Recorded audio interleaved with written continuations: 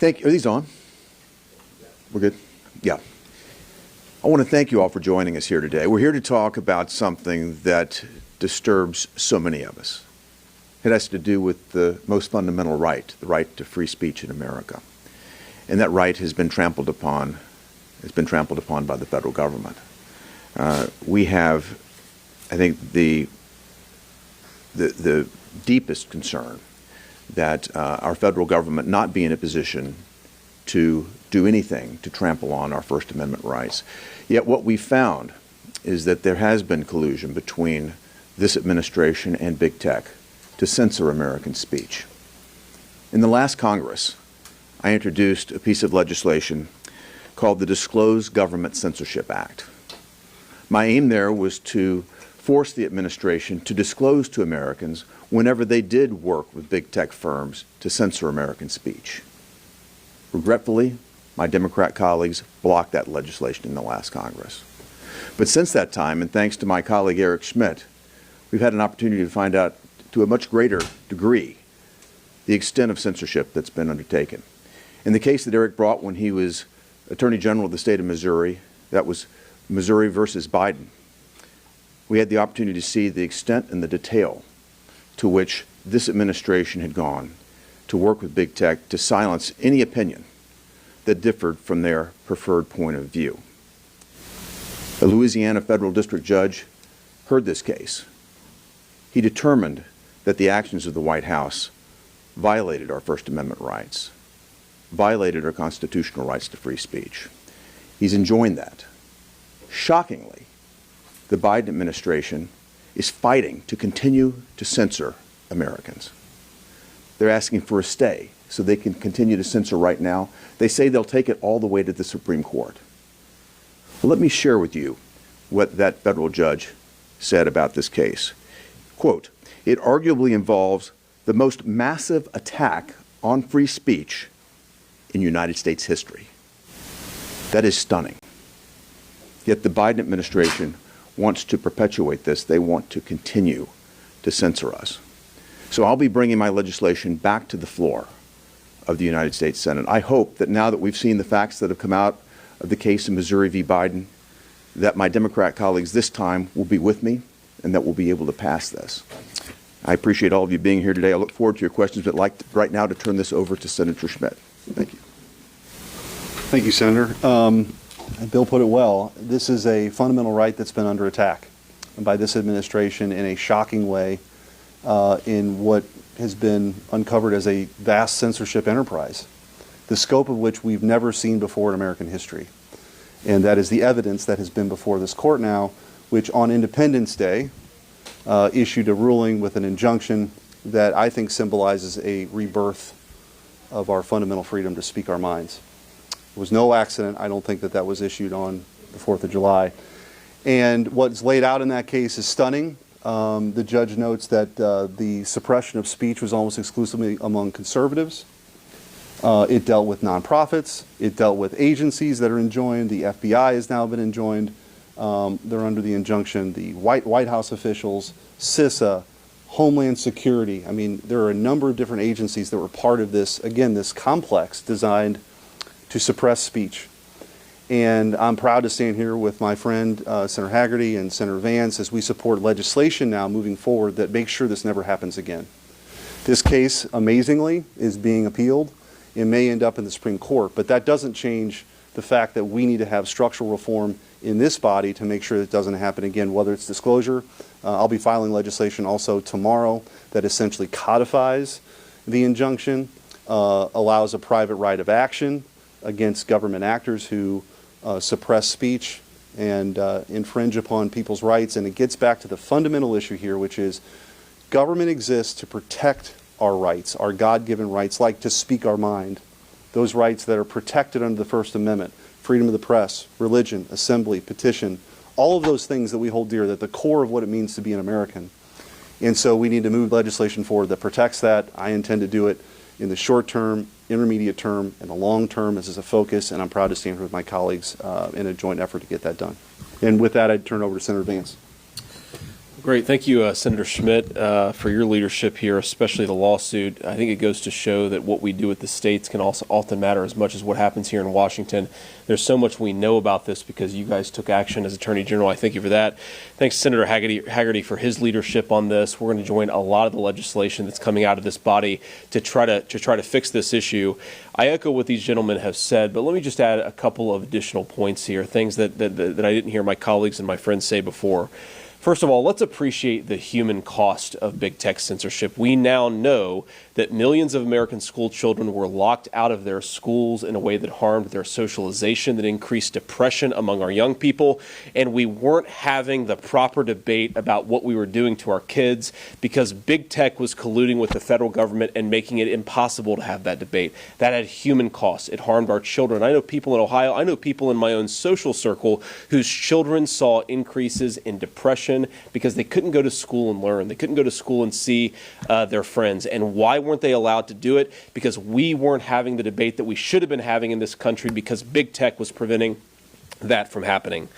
The second point that I want to make is we have to remember what's at stake here. And you hear a lot in this town. You hear a lot criticisms and concerns about capital O, capital D, our democracy. People in this town are obsessed with the idea that our democracy is under threat because people might vote for a president in 2024 that others don't like. Well, let me ask you a question. What's a bigger threat to our democracy? Is it the people of Ohio or Missouri or Tennessee voting for a president that members of the mainstream media don't like? Or is it technology companies with financial interests in communist China working with our own FBI to censor the American people? One of those things is a threat to our democracy. The other is an enforcement and a reinforcement of it. So let's talk honestly about what's at stake here. Do we have the right to participate in the debate in our own country? Do the American people have the right to participate in the 21st century town square? Because all of us know that social media is the locus of so many of the debates that happen in our country. That's what's really at stake here, whether we have a real constitutional republic or whether we have a speech and debate system that's controlled by some of the most pernicious actors in our society. I think the answer is very obvious here. And the final point that I'd make before turning it over to questions is, look, I understand we live in a partisan town and we live in a partisan era. But to my Democratic friends, what I would say is if the Federal Bureau of Investigation telling private companies what they should and shouldn't censor isn't a threat to our country, to our First Amendment rights, what is? Right? I really believe, as partisan as things are, that if the shoe was on the other foot, that if the FBI was telling Facebook and Google and other entities to censor democratic viewpoints, we would be up here saying this is a travesty and it's a threat to the First Amendment. Why aren't they doing the same thing? Thank you. And we'd be happy to entertain any questions that you might have. You guys brought up democracy, and obviously there's an election coming up next year. Democrats have expressed their fears that this agreement, partnership, if you want to call it, going out the window would be, costly to the American people. How would you react to their fears? Well, I'll start. I think that it's up to the American people to determine what the truth is, not some cabal that consists of federal agencies and big tech executives to do that. I trust the American people far more than I do the process that's been put in place so far. So I'd leave it to the American people to do exactly that. Yeah, and I would say that one of the things that can't be lost here is the way to combat speech that you don't like or don't agree with is with more speech, not government censorship of that speech. And the government doesn't get to outsource that censorship to some of the biggest companies in the history of the world. And as Senator Vance mentioned, this is a partisan town and everybody has their red jerseys on and their blue jerseys on at times. To me, this is about the American idea of who we are, the core of our mission. And this ought to be something we can come together on. The government's job is not to tell you what you can say or what you can hear or what you can think. People can decide that and make their own decisions. And we have that robust debate in the town square and now in the virtual town square. And one of the reasons why this case is so important, because it probably will make its way all the way up to the Supreme Court. And it will perhaps be the most important free speech case we've had in generations. But that doesn't absolve this Congress from stepping up and making sure this doesn't happen again. Let me just make one more observation on this. So when I hear Democrats say that they're worried that in the absence of more censorship by big tech, the American people may be led astray, I ask myself, do you think you're dealing with children, or do you think you're dealing with fellow citizens in a constitutional republic? If the American people are swayed by this or that viewpoint, that is their right, and that's what the First Amendment says. And if Democrats don't like it, they can, to Eric's point, push back on it, argue in the other direction. But the idea that the American people need a babysitter on the information they consume is insane and fundamentally at odds with the First Amendment of the Constitution. Yeah. I'm just kind of curious at a very basic level. Like obviously, your case is about the government working with the tech industry on the moderation policy. Do you feel like it's fair for Facebook, Twitter to have their own moderation policies that are separate from any kind of advice or whatever? Yeah, I think, look, it's a good question, and I think you have to look at this in two different buckets. You have what is the government doing, and what was shown in this case is that the government can't coerce by getting social media companies, for example, to change the terms of service. The rot here was so deep, it wasn't just about taking posts down. They literally changed their terms of service, had special hotlines for government officials, this direct connection between high-ranking government officials with high-ranking social media officials that constituted violations of the First Amendment. Then you have the second piece of this, is what can a private company do? That's a different debate, but I have a piece of legislation in the Erasure Act that says, essentially, if you're going to infringe upon people's fundamental right to free speech, violate the First Amendment, you lose your Section 230 protections. And part of the challenge here right now is under the 1996 Telecommunications Act, when the internet was brand new and we thought it was going to democratize information and spread it out so that people could make more informed decisions, the big tech companies were essentially granted a pass. They were going to be a platform for all these ideas to kind of, a high wire act, they meet in midair and people can decide. That's not what's happening. So if you're going to make these kind of determinations about what's true, what's not true, and be a publisher, then you don't get the Section 230 protections. That'd be my view.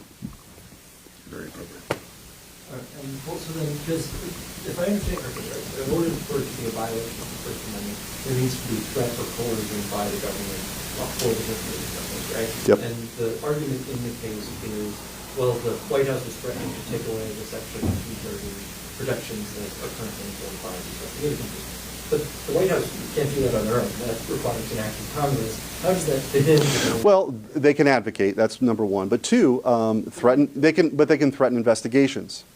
The Department of Justice can pursue antitrust, which is exactly what was happening, antitrust investigations, and bring legal actions. Like the administration is the most powerful, sort of broadest agency in the world, and you combine that with some of the biggest and most powerful companies in the world. That is a direct threat to our democracy. And again, and even the members of the media, this is such an existential threat. The very protections, of course, that the media relies on, to which I support, to write the articles, even if I don't agree with them, or the editorials, even if I don't agree with them, I will defend your right to say something I don't agree with. Where we've now crossed the line is government. Big government is now in bed with these social media giants to censor content and viewpoint discrimination, which, of course, is a violation of the Constitution.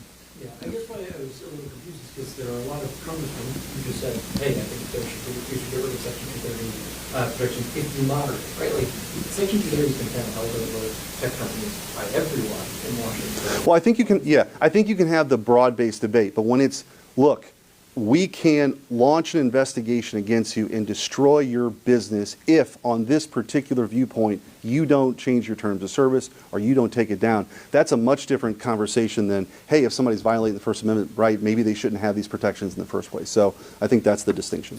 Just a point on Section 230 as well. This comes up very often.